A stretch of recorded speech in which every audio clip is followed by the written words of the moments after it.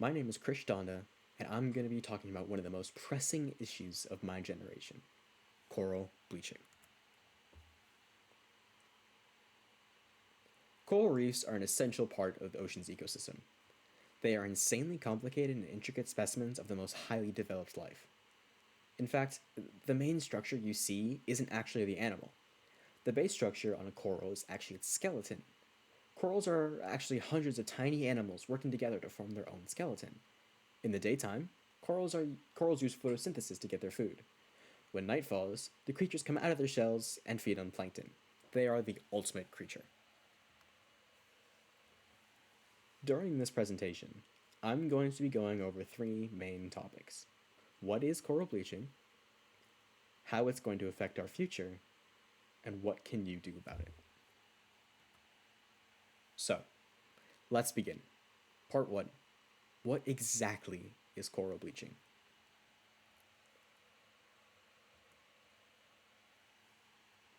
Before we dive into the more sciencey parts of this presentation, I want to start with a simple observation question. What do you notice about these three images? Well, there's a pretty big difference between the coloring in each picture. As you can see, the coral progresses from a healthy, colorful, thriving organism to a more bland looking coral with splotches of white, and then finally, a completely dead and bone white coral. These are the three stages of coral bleaching.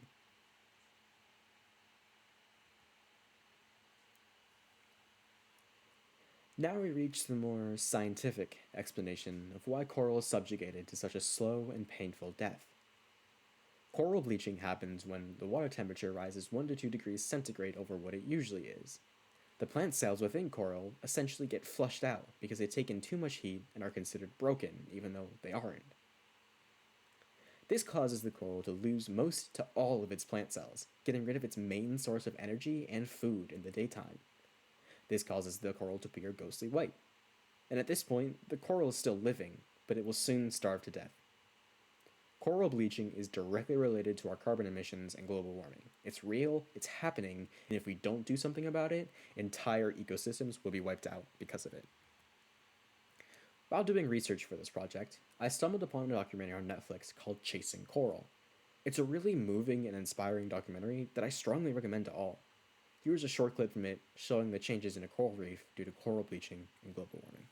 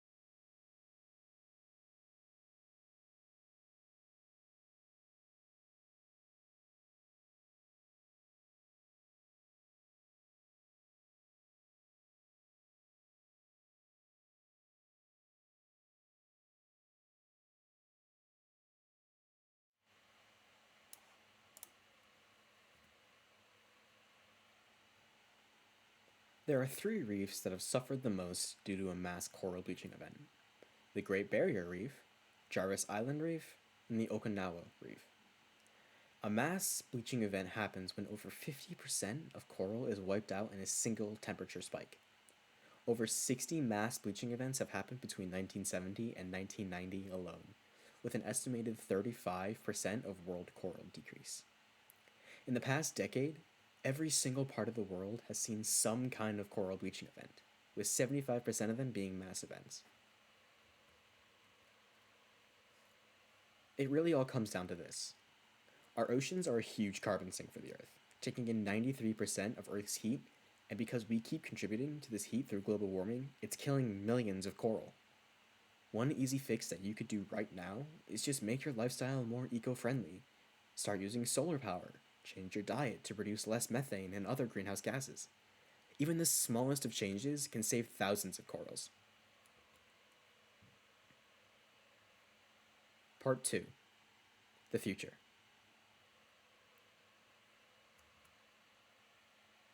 To start off, here are some pretty ominous facts to know.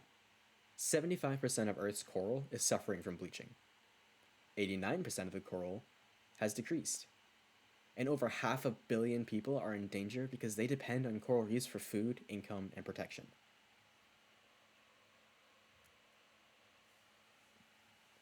I asked 90 people what they thought about coral bleaching in a series of simple questions. The first of which is simply, do you know what coral bleaching is? About 56% of the participants answered yes, which is a really good result.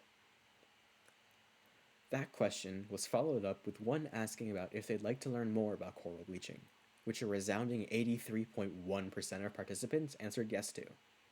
This is incredibly promising data, because it shows that not only do some people already know a lot about the unseen catastrophe, but the majority of those who don't would like to learn more as well.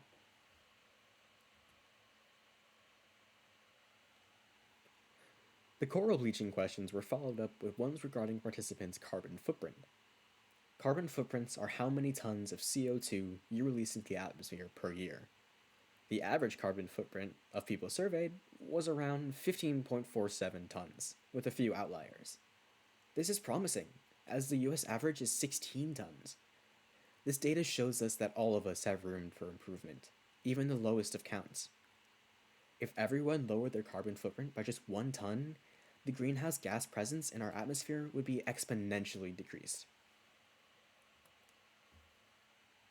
Now that I've told you how bad the coral bleaching situation really is, it's time to talk about how our government is combating global warming. And if I wanted to summarize our government's efforts to fight against global warming in 2 adjectives, they would be inept and inadequate. In 1997, the United States had a chance to ratify an international treaty called the Kyoto Protocol. The protocol would include nations from all over the world to introduce small laws to combat the effects of climate change. The government deemed that it was not in the sense of the Senate to sign the protocol.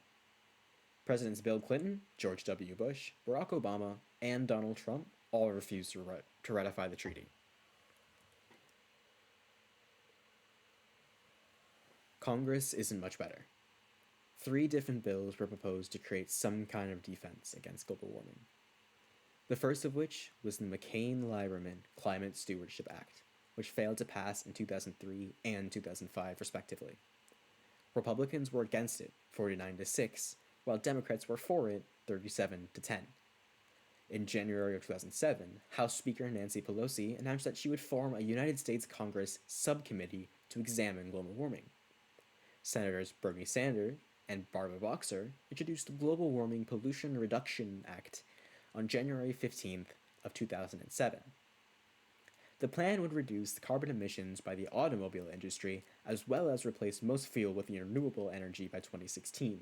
It would also establish better energy efficiency and more renewable energy such as solar and wind by 2008.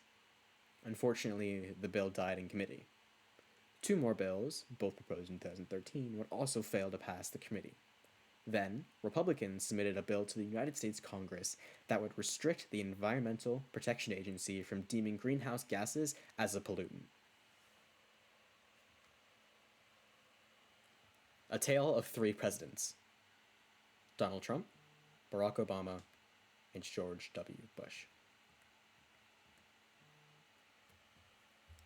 At the very start of George W. Bush's presidency, he made it explicitly clear that they would not implement the Kyoto Protocol on the grounds that the treaty would cause economic setbacks for the United States.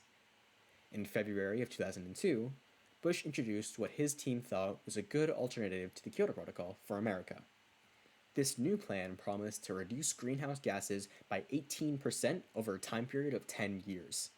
Unfortunately, the ratio of greenhouse gases emitted is directly related to the economic production. So while the US prospered in economic success, emissions rose under the new plan.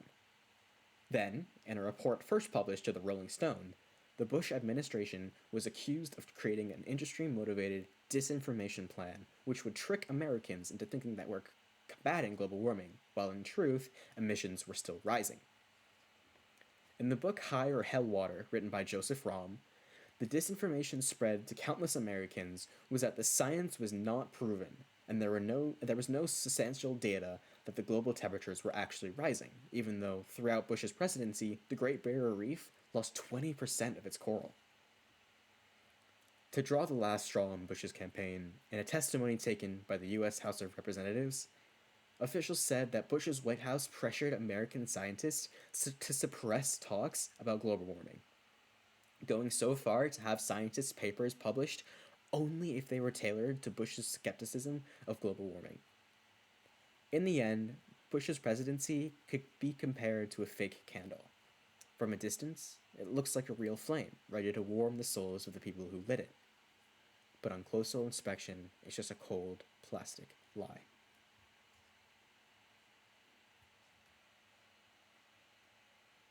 As power was transferred between Bush and Obama, scientists breathed a sigh of relief as the new president immediately got to work on the American Clean Energy and Security Act.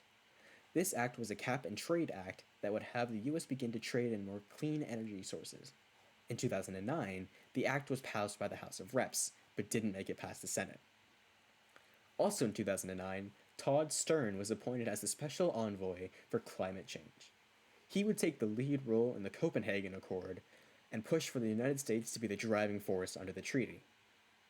Although there was a whistleblowing event where the government was accused of using spies, threats, and the promise of aid if they were able to have a greater emissions limit than the other countries in the Accord. In 2010, an oil spill in Mexico worsened public opinion about the US government's efforts to combat climate change. Obama released a statement that it was saying it was time to aggressively accelerate US efforts to stop global warming. Luckily for Americans, Obama would stick by his statement. On a day marked in history, the Sunnyland Summit would see President Obama and Chinese Communist Party leader Xi Jinping meet for the first time under friendly banners. They would go on to make an unofficial goal of taking roughly 90 gigatons of CO2 out of our atmosphere by 2050.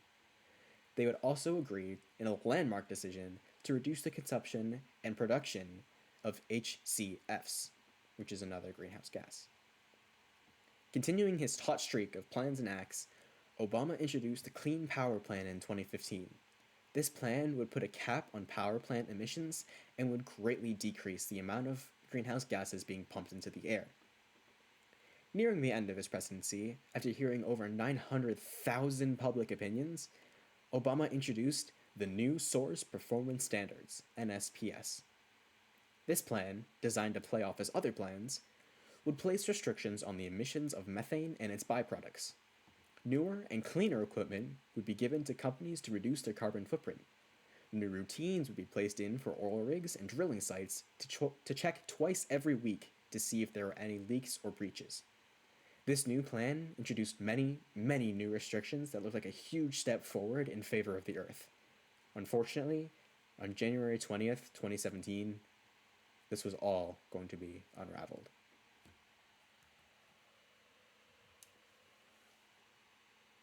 Trump has been very clear with his opinions on global warming. In the most simple of terms, he just doesn't believe in it. Right off the bat, he refused to sign the Kyoto Protocol and then openly made countless promises to roll back what Obama had done to combat global warming. He pulled off the regulations on the oil and gas industries, undoing the work of the Obama administration. Trump then appointed Scott Pruitt as the head of the Environmental Protection Agency. While serving as the Attorney General in Oklahoma, Pruitt sued the EPA 14 times and removed Oklahoma's Environmental Protection Unit. He was forced to resign in 2018 due to ethical controversies, though. In January of 2017, Trump issued an executive order that removed the barriers around the Dakota Access Pipelines, letting companies that sponsor it be able to continue its production. In Trump's 2018 budget proposal, he promised to cut the EPA's budget by 31%, reducing it from around $8 billion to $5 billion. This may still seem like a lot of money, but for a department that big, it's a huge decrease. The EPA, along with other environmental departments, are under threat of being completely cut off from government funding. Part 3, the final part. What can we do as individuals?